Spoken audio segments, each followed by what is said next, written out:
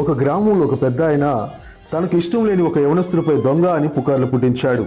దీంతో ఆ ఊరిలో దొంగతనం జరగడం వలన అతని పుకార్ల వలన ఆ యువకుడిని పోలీసులు అరెస్ట్ చేశారు. కొన్ని రోజుల తర్వాత ఆ యువకుడు నిర్దోషి అని తేలింది. విడుదలైన తర్వాత ఆ వ్యక్తి తన ఇంటికి వెళ్తున్నప్పుడు చాలా అవమానంగా భావించాడు.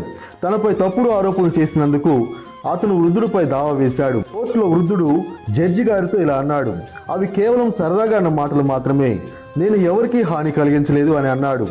అప్పుడు జడ్జి వృద్ధుడితో ఇలా అన్నాడు, మీరు అతని గురించి చెప్పిన అన్ని విషయాలను ఒక పేపర్పై రాసి ఇంటికి వెళ్లే మార్గంలో ఆ పేపర్ను ముక్కలు ముక్కలుగా చించివేసి రేపు కోర్టుకు రండి అన్నాడు జడ్జి గారు.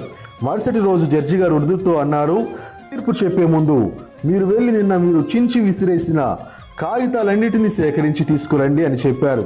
వృద్ధుడు అన్నాడు, అది ఎలా సాధ్యం? గాలి వలన అవి ఎక్కడెక్కడో పోయి ఉంటాయి, ఎక్కడ దొరుకుతుందో నాకు కూడా తెలియదు.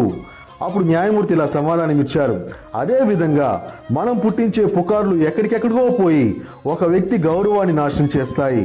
మన తప్పుడు ప్రచారం మరలా తీసుకొని రాలేనంత దూరం పోతాయి. దానివలన ఒక జీవితాన్ని మనం నాశనం చేసిన వారం అవుతాం. ఆ పాపం మన కుటుంబాన్ని అంతటికీ శాపంగా మారుతుంది అని జడ్జి గారు చెప్పారు. వృద్ధుడు తన తప్పును గ్రహించి ఆ యవనస్తుడిని నన్ను క్షమించమని అడిగాడు.